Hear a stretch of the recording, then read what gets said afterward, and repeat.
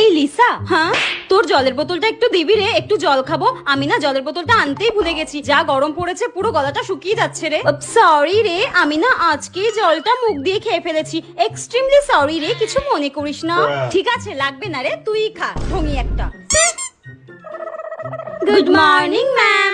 Morning morning, বসো বসো বসো। ঠিক আছে স্টুডেন্টস, তাহলে আজকে আমরা তৃতীয় অধ্যায় থেকে পড়া শুরু করব, ঠিক আছে?